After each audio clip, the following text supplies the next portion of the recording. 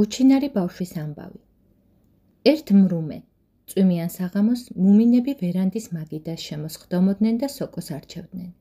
მაგიდაზე გაზეთები გადაეფარებინათ, შუაში კი ნავთის ლამპა იდგა. ვერანდის კუთხეები ბნელში იყო ჩაძირული. პატარა მის ისევ სოკომწარა მოუკრეფია. თქვა მამამ.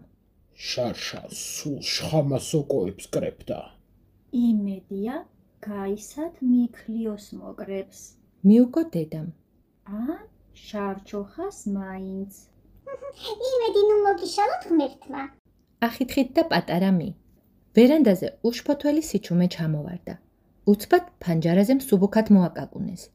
ოჯახმა გაპასუხებაც კი ვერ მოასწრო, რომ ვერანდაზე ტუტიკი ამოძვრა და საწვიმრიდან წყლის წვეთები ჩამოიფერთხა. მერე კართან მივიდა, გამოაღო და წვიმაში გასძახა. შემოდი.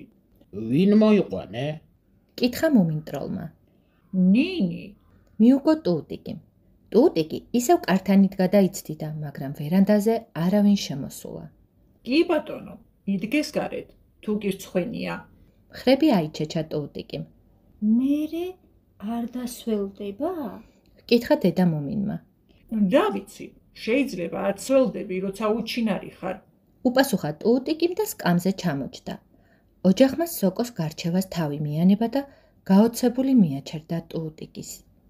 ხომ იცი, კაცს თუ ხშირად შეაშინებ, ადვილი შესაძლებელია გაუჩინარდეს. ტუტიკიმ ლამაზი, თოვლის გუნდის მსგავსი სოკო ჩაგბიჩა. ხო და ნინისაც ასე დაემართა.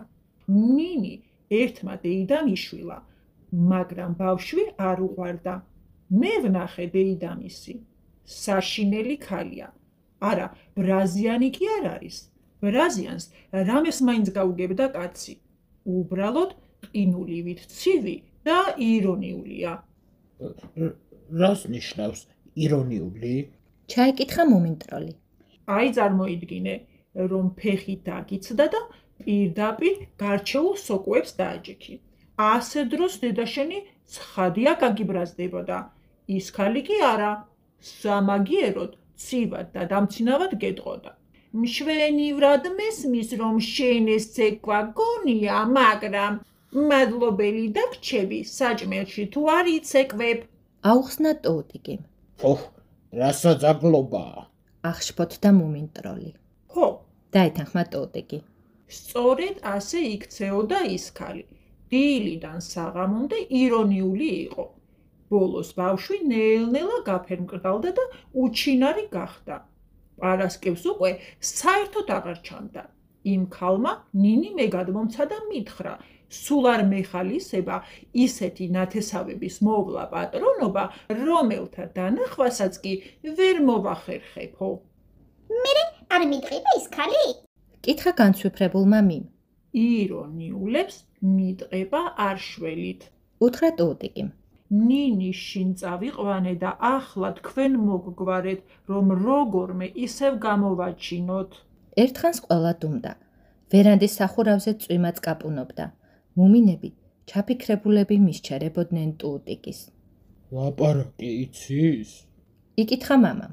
არა, მაგრამ იმ ქალმა კისერზე ზანზალაკი შეაბა, რომ გაეგო ხოლმე, სად იყო.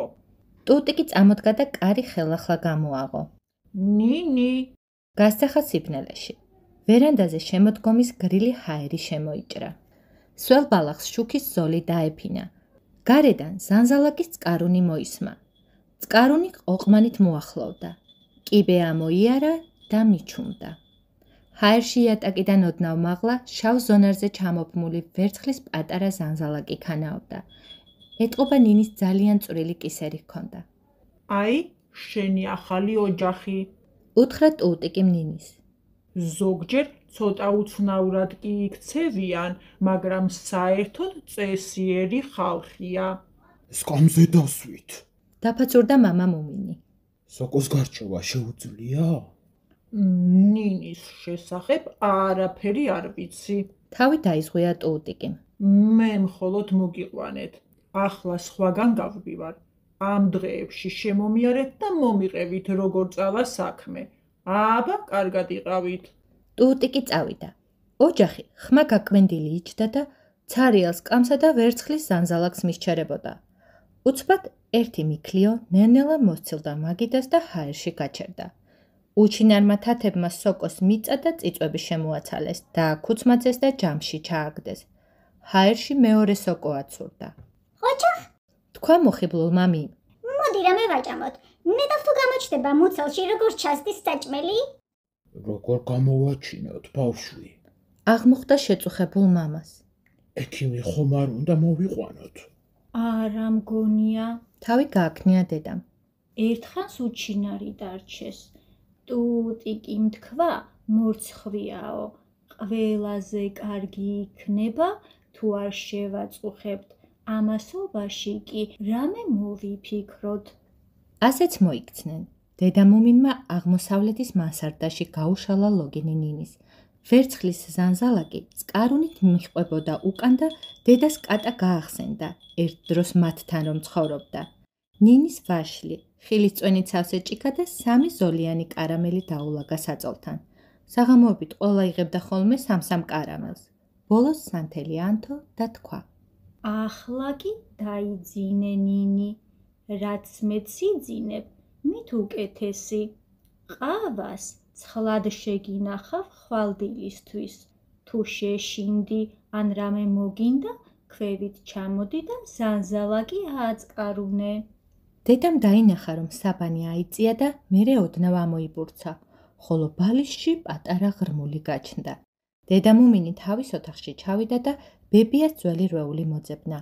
უებარი შინაური წამლები, ეწერა რვეულს ყდაზე. გათვალულისა, გაციებისა. არა, დედა რვეულს ფურცლავდა და ეძებდა. ბოლოს რვეულის ბოლოში ერთ ჩანაწერს მიაგნონ. თუ ვინმე გაფერმკრთალდება და ძნელია დანახვა. ბებიას მაშინ ჩაეწერა, როცა უკვე ხელი უკანკალებდა. როგორც იქნა, მადლობა ღმერთს. რეცეპტი საკმაოდ რთული აღმოჩნდა. დედა მუმინმა რამდენჯერმე გადაიკითხა. მერე კი პატარა ნინისათვის წამლის მომზადებას შეუდგა. ზანზალაკი წყარუნით ჩამოდიოდა კიბეზე და ყოველი საფეხურის შემდეგ ჩუმდებოდა. მუმინტროლი დილიდან უცდიდა ნინის გამოჩენას, მაგრამ ზანზალაკს იმდენად არ გაუკვირვებია, რამდენადაც თათებმა გააოცეს. კიბეზე ნინის პატარა თათები მოჩანდა. პაწაწკინტელა, ფრთხალი თითები მოეკუნტა და ისე ჩამოდიოდა საფეხურებზე.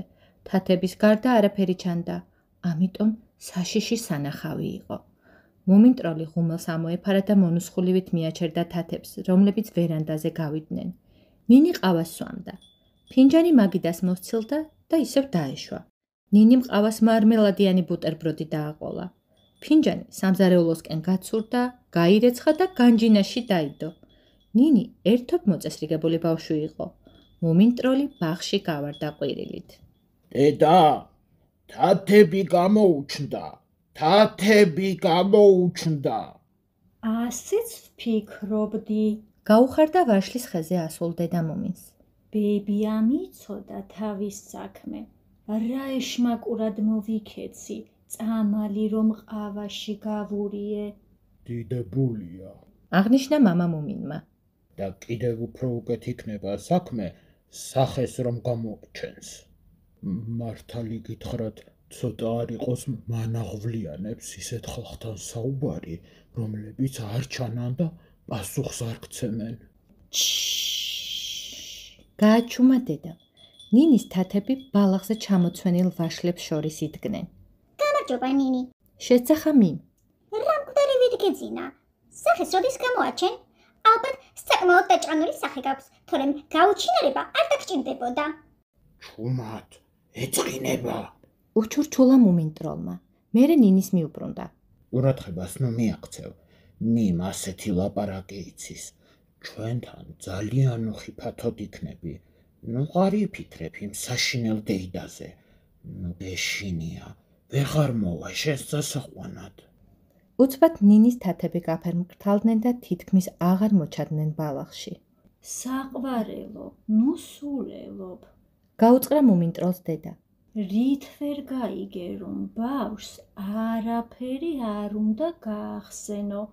ვაშლი კრიფე და ნუ ლაქლაქებ. ვაშლის კრეფა განაგრძეს. ნინის თათები ნელ-ნელა ისევ გამოჩნდნენ და ერთ-ერთ ხეზე აცოцდნენ. შემოდგომის ლამაზი დილა იდგა. მართალია ჩრდილში ცოტა ციოდა, მაგრამ მზის გულზე ზაფხული გეგონებოდათ. წუხანდელი წვიმის შემდეგ ყველაფერი სველი იყო და კაშკაშებდა. როცა ვაშლი ჩამოკრიფეს, უფრო სწორად ჩამობერტყეს, მამამ უზარმაზარი ვაშლის გასატარებელი მანქანა გამოიტანა და მუმინები ვაშლის ჯემის კეთებას შეუდგნენ. მუმინტროლი სახელურს ატრიალებდა, დედა ქილებს ავსებდა, ხოლო მამას ქილები ვერანდაზე აღქონდა. პატარამი ხეზე შემოსკუპებულიყო და ვაშლის ხის სიმღერას მღეროდა. უცბად რაღაცამ დაიზრიალა და ზედ ბაღის შესასვლელთან ჯემის მთა დადგა, რომლის ირგვლივაც შუშის ნამსხვრევები ეყარა. შორი ახლო ნინის თათებიც მოჩანდა, მაგრამ თათები სწრაფად გაფერმკრთალდნენ და გაუჩინარდნენ.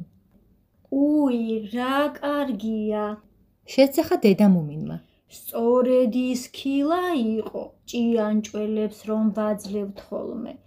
ახლა აღარ მოგვიწევს ამ სიმძიმე ქილის მინდორში წათრევა. ნინის თათები ისევ გამოჩნდნენ. თათებთან ერთად გამოჩნდა ორი წვრილი წვივიც. წვივების თავზე კი ბუნდოვნად ილანდებოდა ყავისფერი კაბის კალთა. ნინის ფეხებს ვხედავ. შეძახა მუმინტროლმა. მომილოცავს. პატარა მიმ ვაშლის ხიდან გადმოხედა ნინის.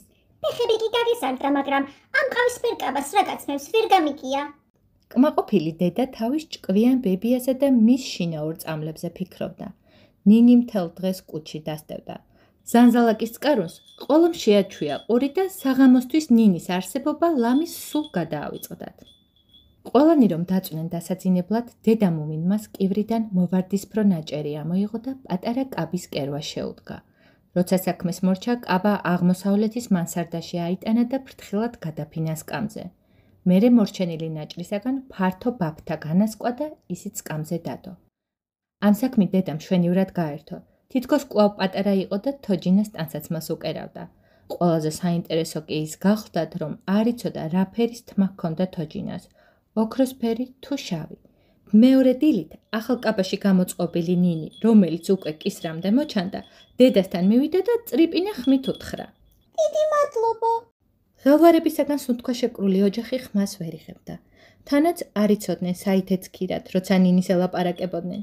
ცხადია ცდილობდნენ მზერა ზანზალაკის ცოტა ზემოთ იმ ადგილას შეეჩერებინათ, სადაც წესით და რიგით თვალები უნდა ჰქონოდა, მაგრამ მზერა გაურბოდათ და რაც მოჩანდა, იმას შეჰყურებდნენ. ამიტომ თავს უხერხულად გრძნობდნენ. მამამ ჩაახვალა და თქვა: ძალიან სასიამოვნოა, ნინი, რომ დღეს უფრო მეტად მოჩანხარ. საერთოდ, რაც მეც ხედავ კაცი, მით უფრო კმაყოფილი რჩები. მიმ გადაიხარხარა და კოზი მაგიდას დასცხო. მერე კი ნინის მიუბრუნდა. რა კარგია, ლაპარაკი რომ დაიწყე. რამე კარგი თამაში არ იცი? არა, დაიწრიპინა ნინი. მაგრამ გამიგია, ზოგიერთი ბავშვი თამაშობსო. მუმინტროლი სიხარულით ასეწია. მაშინვე გადაწყვიტა ნინისათვის ყველა თამაში ესწავლებინა. ნასაუზმევს სამივენი დინარის პირას ჩავიდნენ, მაგრამ ნინისთან თამაში შეუძლებელი აღმოჩნდა. წამდაუწუნ ბოდიშს იხდიდა, რევერანსებს აკეთებდა და სერიოზული ხმით ყველას ყველაფერს შეეთანხმებოდა. მუმინტროლსა და მის ისეთი გრძნობა ჰქონდათ, თითქოს ნინი მათ ზრდილობის გამო ეთამაშებოდა და არა გასართობად. მიდი, გადახდი ახლა. უყვირა მი. რა, ხტომა არ იცი? წვრილი ფეხები მორჩილად გაიქცნენ და გადახტნენ. მერე ნინი გაჩერდა და ხელები ჩამოუშვა. ცარიელი საყელო უმწეოდ შესცქეროდა მის. რაო, შეგებას ხომ არ ელოდები? გაწიწმატდა მი. არაფრის შენ არ გაქვს. ხომ არ გინდა მიგყიყო, ხა? არა. მორჩილად დაიწრიპინა ნინი. თამაში არ შეუძლია. ჩაიბურტყუნა შეწმუნებულმა მუმინტროლმა. თამაში კი არა, გაბრაზება არ შეუძლია და ესაა უბედურება. მისმინე? პატარა მი ნინისთან მივიდა და მრისხანეთ მიაჩერდა. სახე, მანამ არ გამოგიჩნდება, სანამ ჩხუბს არ ისწავლი, გაიგე? დიახ. დაეთანხმა ნინი და ფრთხილად დაიხია უკან. თამაში ვერადავერა აწყვეს. ბოლოს მუმინტროლმა და მიმ თამაშის სწავლებაზე ხელი ჩაიქნიეს. ნინის არც ანეკდოტები მოსწონდა, როცა საჭირო იყო, მაშინ არ იცინოდა. ის კი არა სიცილის საერთოდ არ შეეძლო და ეს ანეკდოტის მომყოლს გუნებას უფუჭებდა. რა უნდა ექნათ? ადგნენ და თავი დაანებეს. დღეები გადიოდა. ნინი კი კვლავ უსახოდ იყო. ყველა მიეჩვია იმას, რომ ნინის მოვარდისფრო ბაბთა სულ დედამუმის დასდევდა კუჩი. დედა რომ გაჩერდებოდა, ზანზალაკიც კარუნს წყვეტდა. ადგილიდან დაიძვრებოდა და ზანზალაკიც ისევ აწკარუნდებოდა. ძალიან უცნაური სანახავი იყო კაბის თავზე ჰაერში გამოკიდებული დიდი მოვარდისფრო ბაბთა. დედა მუმინი ბებიას რეცეპტით დამზადებულ წამალს ისევ ასმევდა ნინის, მაგრამ აღარაფერი ხდებოდა. ბოლოს ამასაც შეეშვა. არა უშავს, წინათ ხალხი უთავოდაც მშვენივრად ცხოვრობდაო. თანაც ნინი შეიძლება მაინც და მაინც ლამაზი არც იყოსო. ამგვარად ყოველს თავისებურად ჰქონდა წარმოდგენილი ნინის გარეგნობა. ერთ მშვენიერ დღეს ოჯახი ზღვისკენ გაეშურა, რათა ნავი წყლიდან ამოეთრიათ და ზამთრისთვის შეენახათ. ნინი ზანზალაკის წყარონით მიჰყვებოდა უკან, მაგრამ ზღვას რომ მიუახლოვდნენ, მოწყვეტით გაჩერდა. მერე ქვიშაზე გაიშოტა და ტირილი მორთო. რა დაემართა? რამე შეაშინა? იკითხა მამა მუმინმა. ალბათ ზღვა არ უნახავს. დედა დაიხარა და ნინის რაღაც წასჩურჩულა. მერე გაიმართა და თქვა. ხო, პირველად ხედავს და ამბობს, მეტისმეტად დიდიაო.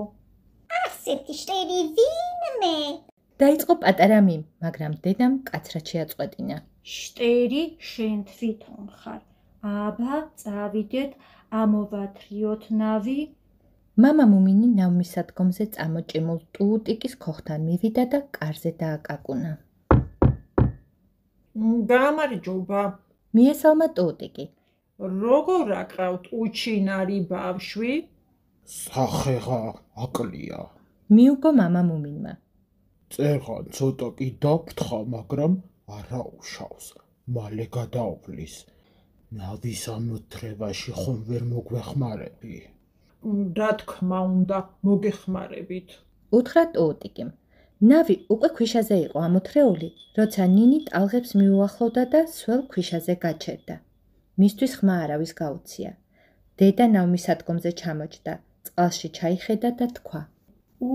რა ცივია. მერე დაამთქნარა და ერთბაშად გაახსენდა, რა ხანია საინტერესო არაფერი მომხდარაო. ამასობაში მამამ მუმინტროლს თვალი ჩაუკრა. საშინელი სახე მიიღო და დედას მიეპარა.